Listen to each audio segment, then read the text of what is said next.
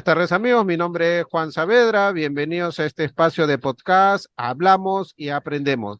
Tengo como invitada desde Colombia a una amiga profesional en ingeniería. Su nombre es Grace Carrillo. ¿Cómo estás, Grace? Excelente. Hola, Grace, gracias por tu disposición. ¿Podrías presentarte brevemente para la audiencia? Claro que sí. Bueno, yo soy ingeniero industrial eh, y tengo dos especializaciones, una especialización en seguridad y salud en el trabajo y una en gerencia de la calidad. He trabajado en empresas de distintos sectores de hace más de 13 años y he ayudado a las empresas a certificarse tanto en temas de calidad como en el cumplimiento de los estándares de seguridad y salud en el trabajo. Gracias, Grace. El tema para conversar contigo es sobre la importancia de que los emprendedores, los negocios que están de menos a más, que necesitan prepararse para asumir roles de calidad. Y lo que yo he estado observando, te comento, por la pandemia, poco se ha visto el trabajo digital. Pero lo sorprendente, Grace, cuando he observado en las empresas y de cerca, es que, ¿cómo es posible, te pregunto a ti como profesional, cómo es posible que una empresa que no está organizada físicamente pretenda digitalizarse? ¿Eso es así? ¿Se puede hacer eso? ¿Cómo lo ves tú? Bueno, digamos que las empresas, para poder controlar los productos que entregan, deben estar sistematizadas y con esto digitalizarse, porque si no, muy difícilmente van a poder lograrlo de manera satisfactoria y sin quedarse atrás o tal vez quebrar el negocio. Ujú. Y lo que yo he observado, parece mentira, Grace, pero en muchos empresarios parece que la pandemia no les ha servido tan fuerte el golpe como para reaccionar, porque veo malos hábitos de organización, malos hábitos de hacer las cosas a última hora, malos hábitos en relación de solamente ver el tema digital de la nube, solamente para mensajes, correos, pero no abren su cabeza para introducir procesos de trabajo y que colaboren a los procesos de calidad que uno tiene que saber relacionar para poder tener resultados importantes con el cliente. ¿Cómo lo ves tú? Sí, digamos que la norma nos hace una invitación con sus enfoques y trae una invitación a la planificación, Ah, al planear qué vamos a hacer, cómo lo vamos a hacer, cuándo, dónde, quién lo va a hacer. Esto sin duda es importante o es clave para que exista una cultura de planeación. No significa de que esto va a quedar de manera estática, sino que este ciclo que propone inicia con el planear, luego nos invita a ejecutar eso que planeamos, seguido de una verificación a ver si qué tan acertado es lo que planeamos o si nuestra planeación necesita ajustes y luego la mejora a través de la acción que permite hacer los ajustes resultado de esa verificación. Y no solamente eso, sino que si la empresa está organizada, digamos que tiene claramente definidos sus procesos, puede pensar un poco más eh, hacia adelante para prevenir riesgos, que es otro de los enfoques que nos invita la última versión de la norma, y es cuáles son esos riesgos y esas oportunidades que la empresa puede aprovechar. Si la organización está haciendo el trabajo diario, trata de facturar, vender, produce, entrega y no prevé esos riesgos. Cuando sucedan, obviamente, no va a estar preparada la organización. Entonces, usted mencionaba el ejemplo de tener la información en la nube, ¿cierto? Pero ¿qué pasa si esa nube, eh, si esa información se pierde? ujú, ¿Cierto? ¿Cómo está preparada la empresa para recuperar esa información? ujú. O si de repente hay un producto que no está generando la satisfacción adecuada en el cliente, ¿cómo nosotros vamos a darnos cuenta, qué mecanismos tenemos para darnos cuenta de esa información. Entonces, digamos que estos son dos aspectos claves que permite que la organización eh, esté atenta a qué cosas puede aprovechar y tomar como oportunidades y potencializarlo a favor de su empresa o negocio, y la planificación que pues lleva a un tema de organización. Al momento de uno planear, ve qué es lo mejor que se puede hacer, optimiza sus procesos, revisa dónde hay desperdicios, ya sea de tiempo, de recursos, y puede, digamos que, actuar de una manera más preventiva. Interesante, me has hecho un poco recordar pues todo el tema del proceso de la gestión de calidad y también me hace reflexionar en el tema de la importancia de saber llevar esto a algo real y que no solamente esto se entienda como un mero documento que hay que hacer, porque lamentablemente algunos empresarios he notado que piensan que solamente con tener su manual de funciones, manual de proceso, ya es suficiente. ¿Qué opinas tú, Grace? Bueno, digamos que se tiene esa idea, digamos que está arraigado en muchos empresarios, la idea de que la calidad es un documento. Sin embargo, es muchísimo más que eso. Ujú. Requiere de lo que mencionábamos ahorita de la cultura. Ok. Pues un documento es un papel, al papel le cabe todo, como dicen. Uno puede escribir maravillas. Ese sería el primer paso, poder definir cómo lo queremos hacer, pero se necesita una ejecución de eso que se ha planeado. Entonces, digamos que el ciclo Deming o el ciclo PHBA o planear, hacer, verificar y actuar trae todos los componentes para lograr una mejora. Entonces, sin duda, es mucho más que un documento. Eso sería como el 1% de lo que es verdaderamente un sistema de gestión. Interesante. Entonces, al hablar de cultura, hablamos de hábitos y creencias. Entonces, eso invita a que no solamente se pueda ver el trabajo que se conoce, sino buscar los mejores hábitos para el trabajo y crear una cultura adecuada para que las cosas salgan de la mejor manera para implementar la calidad. ¿Es verdad algo así, Grace? Sí, sin duda es, mejor dicho, imprescindible poder hacerlo de esa manera. Entonces hay que prepararse personalmente para poder desarrollar procesos de calidad y que tenga un impacto favorable para los clientes. Eso es lo que estoy entendiendo, Grace. Sí, digamos que el sistema de gestión trae unos enfoques, ¿cierto? Y bueno, de entrada pues hay que conocerlos y saberlo implementar. Y sin duda, el enfoque que yo considero uno de los más importantes es la atención a las necesidades. Es qué me está pidiendo el mercado, ¿cierto? ¿Qué necesitan? ¿Cómo lo necesitan?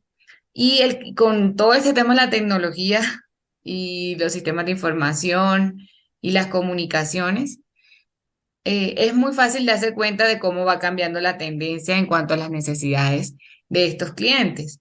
Entonces es importante que nosotros podamos tener esa retroalimentación, escuchar la voz del cliente para poder nosotros como empresa darle lo que esté necesitando.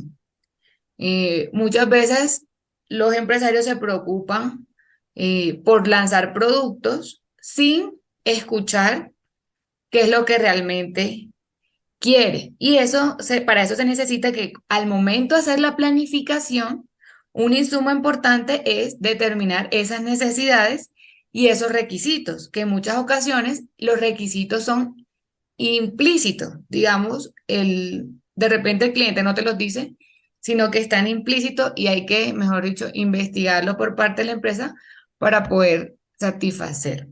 Yo tengo un ejemplo de A una ver, limonada para ok, explicarlo de una manera sencilla. ok, Supongamos que tenemos una empresa de limonadas y adecuamos nuestros procesos. Entonces, cuando planeamos de la siguiente manera, decimos, bueno, pidieron una limonada y preparamos la limonada, cortamos, entonces documentamos nuestros procedimientos diciendo, bueno, toca lavar los limones, cortarlos, exprimirlos, agregar agua, azúcar, hielo y ya nuestro proceso saca la limonada y se la entregamos al cliente. Pero ¿qué pasa si nosotros no preguntamos si el cliente era diabético, por ejemplo? Es decir, no necesita azúcar en su limonada. O de repente tiene gripa y la quiere sin hielo. O está muy acalorado y la quiere frappé. Entonces, esos insumos, por ejemplo, que si es, o tal vez ahora hay nuevas versiones de la limonada que sí con hierbabuena, cerezada o de coco. Ajá. Entonces, es importante tener esa variedad, digamos que identificar las necesidades del cliente para poder planificar nuestro proceso. Entonces, bueno, no, es diabético, entonces no le vamos a agregar. Entonces, en la planeación se define cómo determinar cómo quiere el cliente la limonada antes de definir mi proceso. No sé si fue claro ese ejemplo de la limonada. No, sí, sí, muy claro, porque invita a saber esas características especiales que hay que considerar y hace ver que el tema de investigar los requerimientos y las necesidades va más allá de un grupo, porque siempre va a haber otro grupo por ahí que también va a querer lo mismo, pero de otra forma invita a que uno tenga capacidad para poder reaccionar y también tener paciencia, porque esas cositas, quieran o no, pues se requiere paciencia para poder adaptarse, para poder mejorar, para tener un canal de comunicación ya no tradicional, sino más flexible, más transversal. Algo así lo entiendo. ¿Qué opinas tú, Grace? Sí, sin duda, hay un elemento clave y es el tema de esos canales de comunicación Ujú, que deben, la norma es, en ese sentido, flexible. Ella dice, defina los canales de comunicación, ya la empresa dirá cuáles serían. Entonces, digamos que esto permite que a través del tiempo o a través de la historia las empresas vayan adaptando a esas nuevas tendencias y eh, teniendo en cuenta como esa definición inicial de cuáles serían esos canales pertinentes para su determinado público. Entonces, por ejemplo, si nosotros decimos, bueno, nuestra población objetivo es es personas jóvenes, entonces, obviamente los canales de comunicación van a ser, pues, las redes sociales, por decir ujú, un ejemplo. A claro. diferencia que si decimos, no, nuestro producto está enfocado a personas de adulto mayor, entonces, pues ya los canales van a ser más tradicionales. Entonces, Ujú. la norma dice, define los canales de comunicación, pero ya la empresa entra en un análisis de planeación, ¿cierto? Inicial, para poder definir cuáles serían esos canales que serían más pertinentes para el producto o servicio que están ofreciendo y poder de esta manera estar en esa retroalimentación constante con sus clientes. Claro, entonces justamente ahí me estoy dando cuenta, la retroalimentación va a ayudar justamente a dar cuenta de las características del cliente, del mercado y cómo uno como empresario y con todo su equipo deben adaptarse para esos cambios y eso invita a generar cambios de hábitos para los procesos de trabajo, nuevas políticas, flexibilidad en el plan y en el tema organizacional. ¿Cierto, Grace? ¿Algo así? Así es.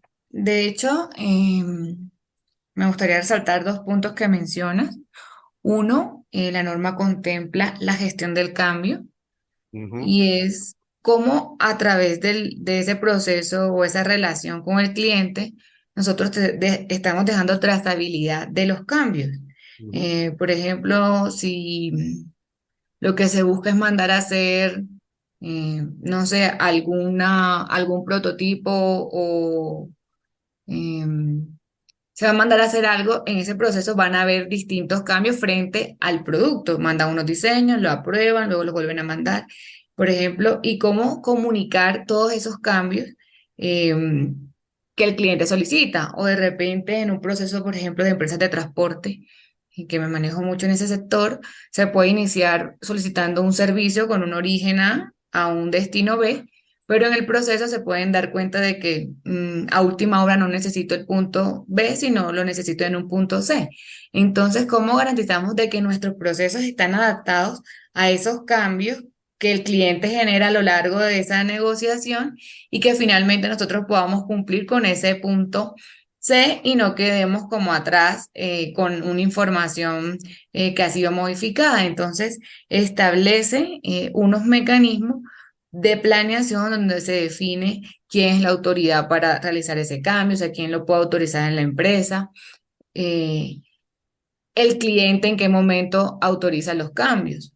Y adicional a eso, digamos que hay este tipo de cambio como en el enfoque de la empresa y sin duda se requiere un cambio de mentalidad para poder implementar esto, siento una mente flexible, una cultura para que se pueda dar las bases de un verdadero sistema. Hay empresas pues que están certificadas, pero todavía no han apropiado claramente este tipo de conceptos. Entonces, normalmente están apagando incendios y lo hacen de manera reactiva para que realmente el sistema de gestión tenga un beneficio, digamos que sea incluso trazado contablemente, requiere de una planificación y de una cultura que permita monetizar esos beneficios de la calidad, porque entonces, digamos, ya no va a tener, va a poder medir, que es otro de los aspectos que establece la norma, poder medir para poder controlar lo que se requiere. Y en la medida en que tiene estos aspectos en cuenta, va a tender, digamos, pues tiene todas las herramientas para ser más eficiente y con eso aprovechar mejor los recursos que tiene a su disposición. Me has hecho pensar algo, Grace, de la preparación, de que el proceso de calidad te invita a hacer cosas, de la retroalimentación, del cambio. Si una organización a nivel cultural no está preparada para esos cambios, yo me imagino que si no entienden bien el proceso de calidad y esa apertura de colaboración, me imagino que habrá un montón de conflictos al interior de las organizaciones para ese proceso de cambio y hacer el trabajo, porque lo tradicional es que cada quien ve por su trabajo, se responsabiliza por su trabajo y no les interesa mucho el resto. ¿Cómo lo ves tú? Sí, sin duda, si se trabaja bajo esas características, es posible que las organizaciones tarden en el proceso, es decir, si lo podían realizar en un tiempo, pues ellos van a durar el doble. O incluso es posible que renuncien a mitad de camino sin cumplir realmente el objetivo. Claro. Entonces es supremamente importante que estén dadas las condiciones. Ahora, ¿quién lidera esas condiciones en la organización? El líder, ya, porque si el Mm, líder no da el ejemplo, un trabajador puede tratar de remar, pero sus esfuerzos serían en vano o incluso desgastante para esa persona. Entonces es supremamente importante, y ahí vamos con otro enfoque que establece la norma, y es el liderazgo de la alta dirección, quien claro. debe motivar, quien debe, con el ejemplo, incentivar a que sus trabajadores apunten al tema de la calidad, que en última, pues él va a ser el principal beneficiado de que estas condiciones se den. Sí, yo veo un trabajo en ese escenario cuando no hay una preparación adecuada. Yo lo veo un líder muy desgastado. Y si, como tú dices, no, si el camino se cansa, podría abandonar porque se daría cuenta que el equipo de personas que tiene no está preparado para una gestión de calidad. Y uno, yo veo que como empresario tendría que ponerse primero a evaluar con qué tipo de personas pues va a iniciar algo, si están preparados, necesitan capacitarse, necesita hacer algunos cambios antes de asumir responsabilidades y dejar las cosas pues a la mitad y volver pues a un sistema tradicional de trabajo que obviamente lo sabe manejar, pero que no asegura la calidad. ¿Cómo lo ves tú, Grace?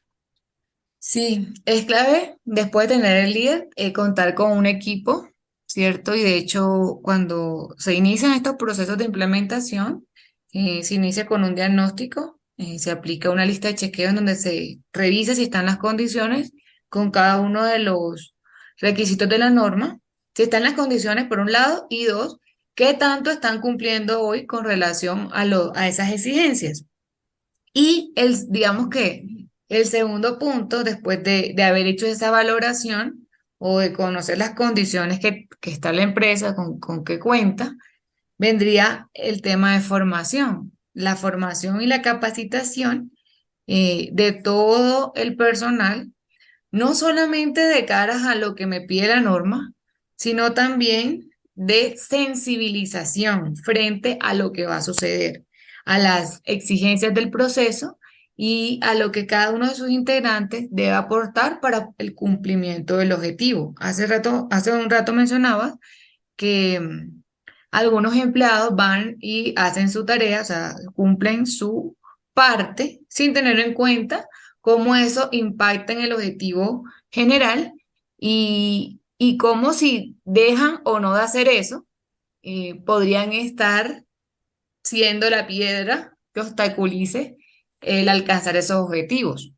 Entonces, sin duda, los sistemas están o son trabajados no se hacen solos, son hechos con las personas y obviamente se requiere que estas personas estén empoderados, tengan la disposición y obviamente pues quieran aprender y aportar esto a su organización. Eh, Uno de los Mm. gerentes donde hago las asesorías decía que si el trabajador aprende o toma en serio estas capacitaciones de la calidad, es algo que es un beneficio para esa persona, porque esa persona pues no va a estar todo el tiempo en la organización y es un plus que tendría si se va hacia otra compañía, digamos que es un conocimiento que la persona adquiere y que se lleva a la organización en el momento que deja de trabajar. Entonces los invitaba como a que tuviesen en cuenta esa información para aprenderla, practicarla y que más adelante fuera útil en cualquier estancia o rango que se encontrase, independientemente que fuera o no en esa organización. Entonces, digamos que realmente es un estilo de vida este tema de la calidad. Sí, eso es lo que Eh, estoy viendo. Tiene que ver mucho con el estilo de vida personal para que encaje con hábitos profesionales que invitan pues a un orden, a una organización, a mucha comunicación, a ser flexible. Por eso yo digo, o sea, no es tan fácil y yo veo que el trabajo de los empresarios es por ellos mismos, porque tú estás hablando de liderazgo y eso es a nivel pues pyme, mediana empresa, pero ¿qué pasaría en una gran empresa, Grace, que hay un sindicato de trabajadores que de repente saben pues de los planes de la empresa por implementar calidad y demás cosas y mejorar mucho más? De repente hasta ellos por no querer cambiar y mantener su puesto de trabajo van a ser saboteadores de todo esto. ¿Cómo lo ves tú? Sí, digamos que yo considero que la clave para un sistema de gestión son las personas. Con ellos es que se implementa. Uno, porque la velocidad con que se implemente va a depender de la disposición de las personas y obviamente si hay un sindicato que esté en contra de un sistema de gestión, tardará muchísimo más en alcanzar ese objetivo. Entonces, digamos que ahí la tarea número uno sería como El eh, sindicato. iniciar con el sindicato. Claro, porque, o sea, ellos representan a la clase trabajadora, porque si no tengo a la gente preparada y el sindicato quiere negociar condiciones laborales, porque obviamente se van a sentir amenazados por las características del trabajo y el cambio de más cosas, obviamente, pues van a tener que velar por sus intereses según ellos cómo entienden el trabajo. Y lo otro, Grace, yo veo que en el tema de la calidad, en el tiempo va a evolucionar, porque como todo se está desarrollando de una forma digital, de una forma que invita ahora más a la colaboración, me imagino que todo esto también, este enfoque va a evolucionar. ¿Qué opinas tú? Sí, de hecho, en la versión 2015, eh, Anteriormente se tenía definido en la versión 2008 que los sistemas o los procedimientos debían estar documentados, decía escrito, Ajá. ¿cierto? Con la nueva actualización ya dice documentado, entonces no solamente los procedimientos los puedes encontrar en un documento en Word o PDF, sino que incluso puedes hacerlo a través de videos. Lo que pide la norma es que se deje evidencia sin definir qué tipo de evidencia, si es virtual, si es digital, si es eh, el típico formato impreso. La norma ya no limita, simplemente dice, deje las evidencias. Entonces, por ejemplo, Ujú. con todo este tema de las reuniones, anteriormente, digamos que en tema tradicional, las evidencias para una reunión era una lista de asistencia. Claro. Fácilmente, ahorita uno entra a estas plataformas y uno puede, digamos que quien planea la reunión o que genera el link, ahí uno puede tomar un pantallazo de las personas que asistieron, la duración, y eso sería una evidencia de que se hizo la reunión sin tener Ujú. el tradicional documento firmado. Entonces ya la Claro. norma abrió campo a que estos soportes sean más allá de un papel. Entonces, digamos, obviamente a futuro se irá adaptando a las nuevas tendencias, pero digamos que hoy ya tenemos, eh, digamos que línea, carta abierta para dejar distintos tipos de soporte. Interesante, porque eso me hace reflexionar que justamente va a ir acorde a los cambios que hay en el mundo, a la dinámica del mercado y la característica de los clientes, porque tú sabes que el mercado va cambiando con la composición de los clientes por las generaciones. Y entonces van a aparecer otras nuevas generaciones con otras características, ¿no? ¿Cómo sería, me imagino, en el futuro la generación pandémica? Yo diría, ¿no? Los que nacieron con la pandemia en adelante van a ser grandes, ¿no? Y van a ser parte del mercado. Me imagino que habría toda una característica muy particular, muy diferente a los que ya estamos acá. ¿Qué opinas tú, Grace? Sí, de hecho, la norma parte de esas necesidades, cuáles son esas necesidades, y en la medida en que las necesidades cambien, la organización va a tender a tiene que atender esas necesidades y obviamente ahí se va a generar un proceso de transformación.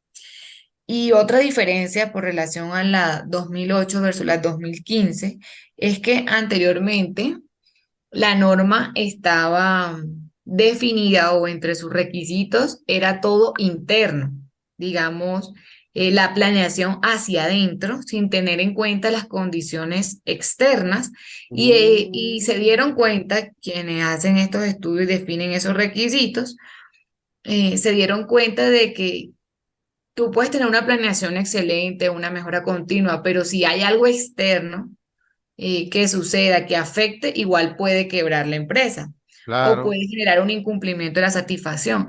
ajá, Es por ello que en los requisitos iniciales de 4.2, 4.3, 4.4 tienen en cuenta el contexto de la organización a claro, nivel externo e claro. interno.